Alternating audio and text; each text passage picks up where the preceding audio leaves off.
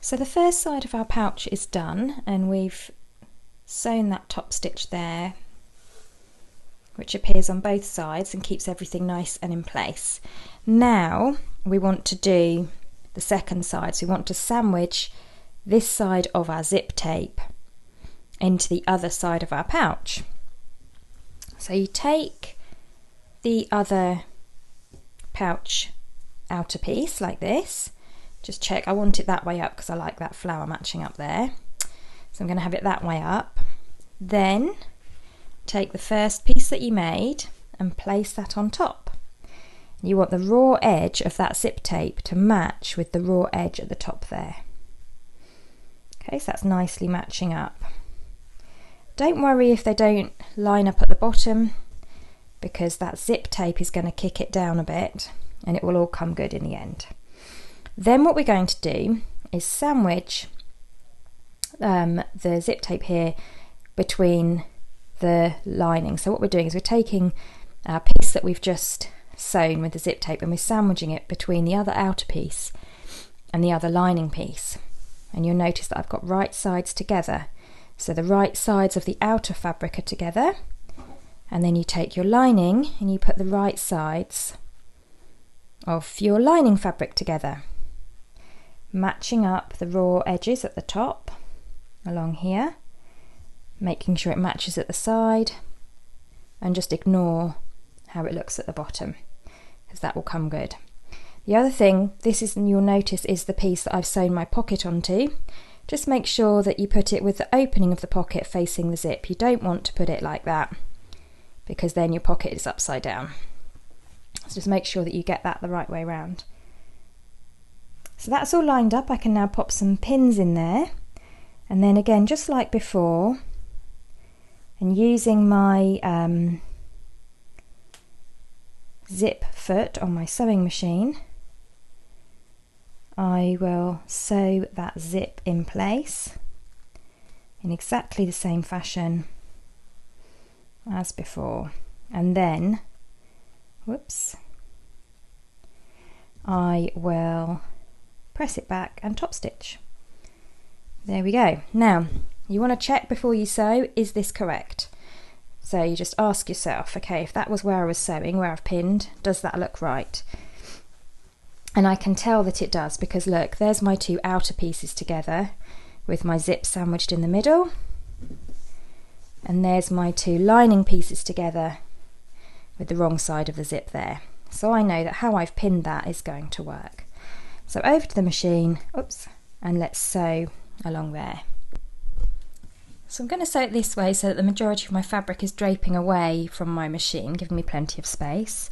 My pins, you'll notice, are pinned so that the heads are there, so they're easy to pull out as I go. If they were poking the other way, it'd be a bit more tricky. And looking at this now, I'm going to need to swap that zip foot over, because look, the needle is falling down on the right hand side and I want it to fall down on the left hand side so it can get nice and close to those zip teeth.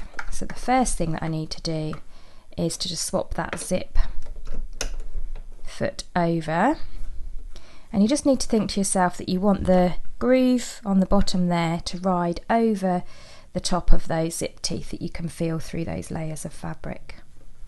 So I'll put that under there just to get it anchored, and just like on the first side, I can just line up the edge of my foot with the raw edge of the fabric, with the top edge there. Now in this instance, my zip puller is all the way at the other end, so I can just happily start sewing, and then when I get towards the bottom I'll pull it out of the way. Let's just check that I'm on the right setting. So I'm straight stitch 2.6 or 2.8 in length. I'll do a little back stitch to begin with, and off I go. And I can see, if I use a pin to point, I can just see how that groove on my zip foot is riding over those zip teeth, and that needle is getting nice and close. And if you have a zip foot rather, that only has one side, you would just swivel your work round to the other side instead. So I'm now getting towards the end where I've got that zip pull. So with my needle firmly anchored in there, and incidentally, whenever I'm doing anything like this, the first thing I do is to take my own feet, which are on the pedal, and move them away from the pedal. Don't ever leave your foot resting on the pedal when you're fiddling about around here, because obviously if you accidentally press it, then it will start sewing again. So I'll take my own feet away from my pedal, and then with my needle firmly down, I lift that, and I just want to wiggle that puller away so that I can sew without the puller getting in the way. Whoops. Has a little bit more lift on the arm there. It does take a bit of persuasion. You can swivel it round a bit. There we are. So yeah, you can swivel it round if you can't quite get there, or if you've got someone who can give you a helping hand, get them to hold the foot up, because the foot has a little bit of extra lift when you hold the pedal in the with your hand. Hold it up, it does have a bit of extra lift. So if you can get someone to help you out there, and they can just press that pedal up, and whilst you move the zip pull out of the way. Yeah, so I can press the foot back down, put my foot back on the sewing machine pedal, and I'm just going to now sew all the way to the end, little back stitch when I get to the end.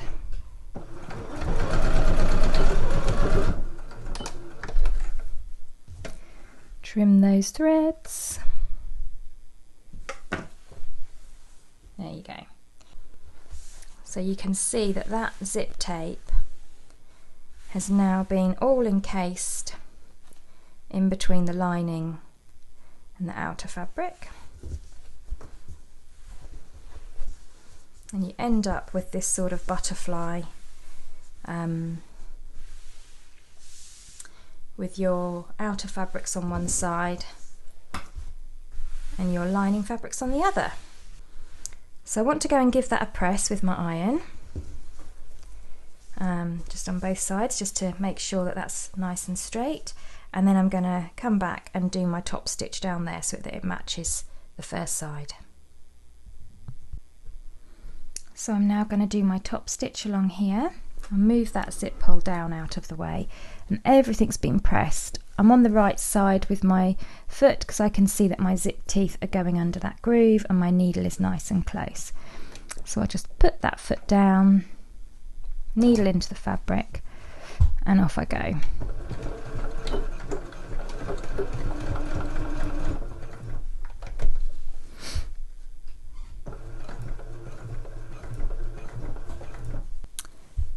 Couple of things you want to make sure of here. First of all, that the stitching on both sides is the same, so just use your same reference point. I'm using the edge of that zipper foot along the edge of that crease, looks about right.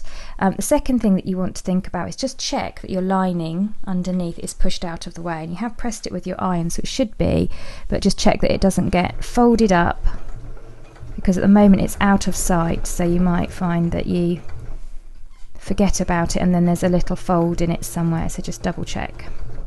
Coming back up to here, so needle down, foot away from my pedal, zip out of the way. So that's now got its top stitch, so you've got top stitches on both the sides, and it's almost as if you've got a book with 4 pages: outer, lining, lining, outer, like so. So the next thing that you're going to do is to create the pouch itself. So we're going to put the linings together, right sides together, and put the outer fabric together, right sides together. We're going to match them up. The zip is going to sit proud slightly at the centre, and we're then going to pin and then we're going to sew all the way round with a 1.5 centimetre seam allowance. Now I say all the way round, but we are going to leave a gap at the centre of the bottom of the lining, and that's where we're going to turn everything through. Now before you start pinning, there is one crucial thing, and that is to undo this zip so that when you're turning it through you can do so. If you left it up, you'd be in a pickle. So you can leave it like maybe 3/4 of the way undone. So let's match up the lining first and put a few pins.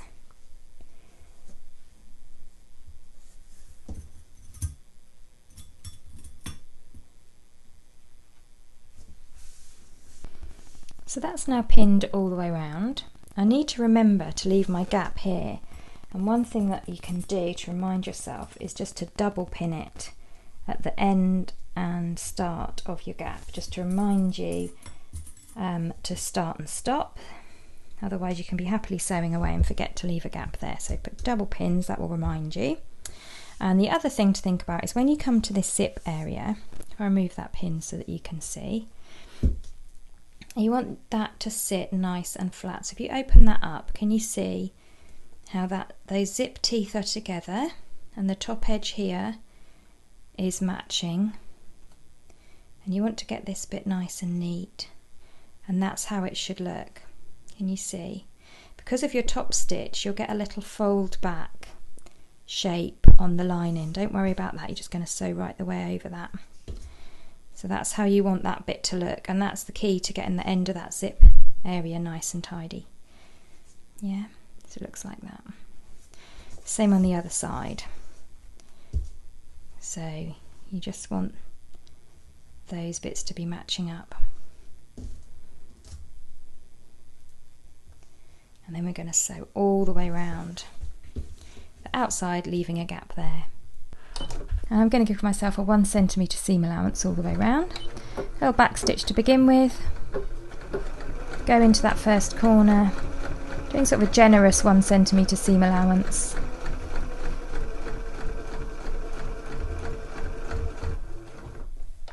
Let's see, is that about right? Could go maybe one more stitch. Hand wind that extra one. Swivel round and continue.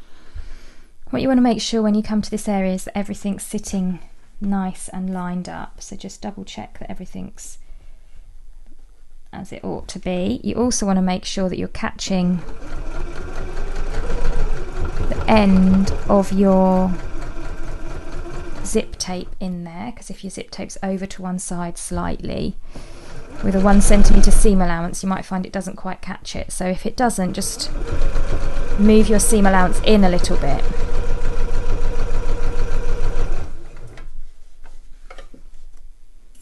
The stitches sort of sink into this wodgy fabric. Coming back towards that bottom corner and pivot round. Oops, that fleece is just overhanging a little bit, so I'm just looking at the fabric underneath, checking that that's at 1 centimetre.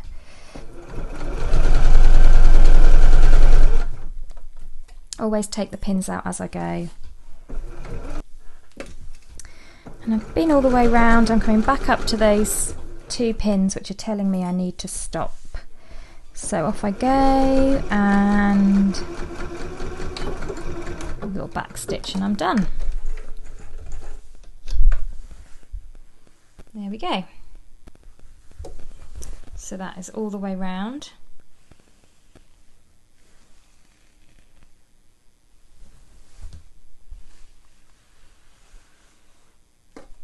We're going to want to trim off these corners so that the bag turns through okay. So just cut them off, not too close to the stitching. You don't want to break your stitching, but just to get rid of that bulk across the corner on the outer and on the lining as well. So the corners are trimmed, and if you want to, just actually as an extra step, you can go back over and double stitch over here. So just stitch along here and along here, and then along here and then along there to reinforce those corners as an extra stage to make your bag really strong. So then what we're going to do is we're going to go in via the little hole here. There he is. Oh, I've left it really small. I hope I've left it big enough. And then what we're going to do is turn the bag through that hole.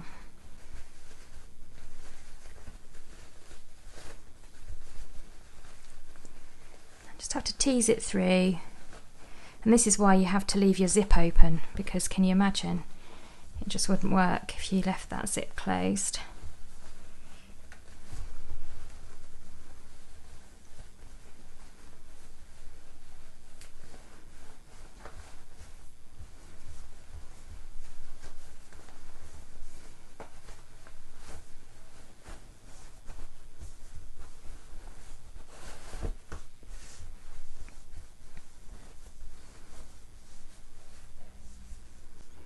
You can use your point turner or your knitting needle, whatever you want, as long as it's not a pair of scissors.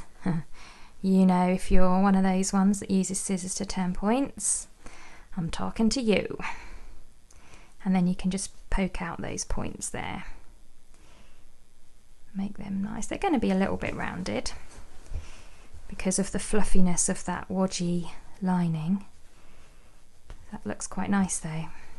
And if you wanted to make this project your own, you could actually completely round off those corners. So instead of sewing a sharp corner, you could equally sew a curve and then have a curved bottom to your pouch, which would look quite nice.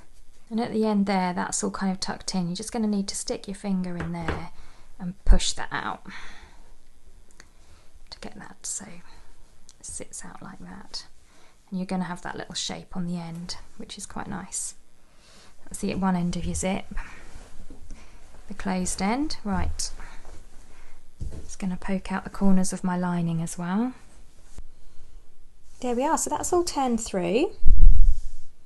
And at this stage you've still got your little hole in the bottom there. What I like to do is just give it all a lovely press, because the process of turning it all out can kind of crease the fabric up a little bit. So once you've popped those corners through and everything's sitting nice and flat, you can give the whole thing a good press.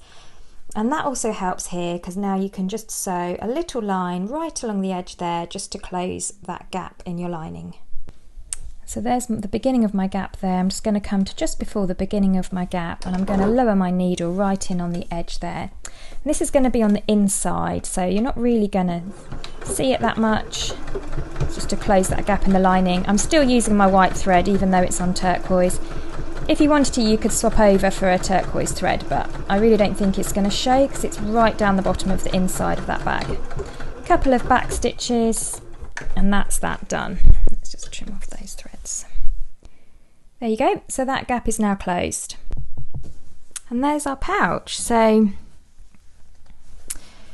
the only thing left to do is just to put that fancy puller onto our zip.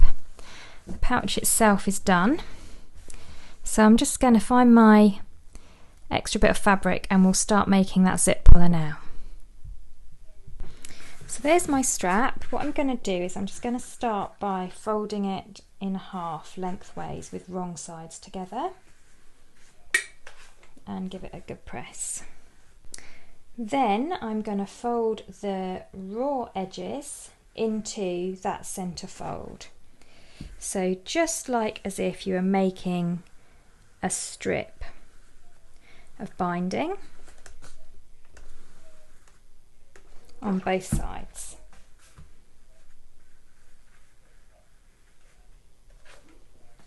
So your finished zip pull will be 1/4 the width of the original strip of fabric, because you're folding it in half and then you're folding those raw edges into the middle. So there's my strip all pressed and folded, and eventually it's going to sit like that. Now the first thing that I want to do is thread it through the big hole at the end of my zip puller. Just draw it through there, and then making sure that there aren't any twists, I'm just going to loop it round and put those raw edges right sides together there, and then I'm just going to sew along there to create a loop with the zip, with the strap encased in that hole of the zip there. So you're just drawing this round, and then you're just going to bring together the right sides together, open out those folds that you've pressed, and then we're going to sew along here. Here we go. Stitch with a 1 centimetre seam allowance, straight stitch, a couple of back stitches at the beginning.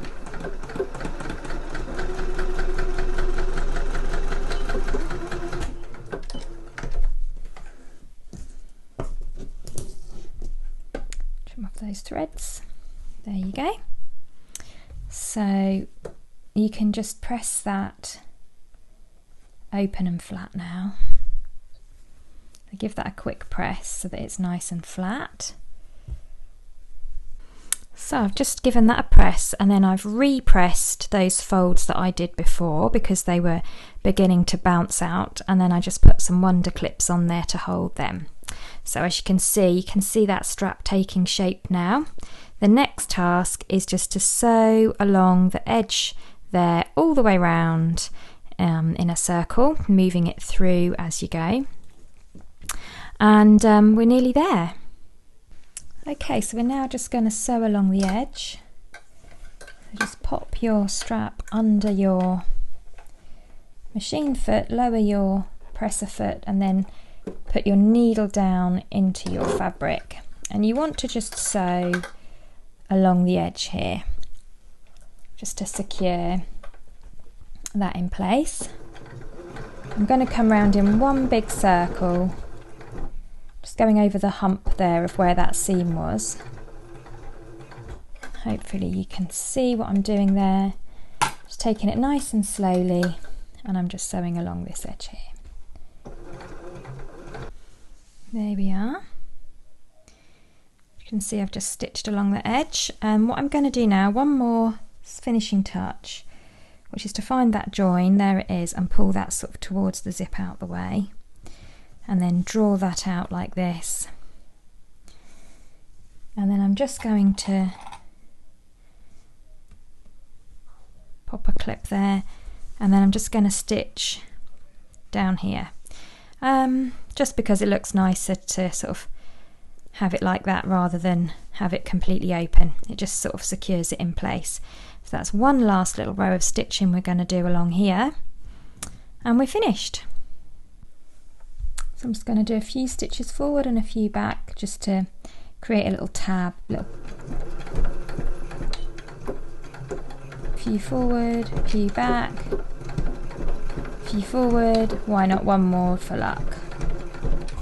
That's well and truly done. And I'll just trim those threads right down. Come back to those in a minute, but just to show you, I've got to neaten those threads obviously. But that is now attached. And there it is, that is your zip pouch completely finished. With its cute little pocket on the inside, pretty lining, nice silver zip, and a beautiful brightly coloured print. And like I say, I've got kits for these in a selection of different fabrics, different prints, beautiful butterflies, animal prints, really great for presents. You could use them for makeup, you could use them to keep all those bits and pieces safe in your handbag, or you could use it as a clutch bag on a night out, on a barbecue party, with your phone and your keys. You know, lots of different uses, and just great for a little gift to give somebody as well. So I hope you've enjoyed that sew along today, and you enjoy working with your Flying Bobbins kit, and I shall see you very soon for the next one. Bye for now.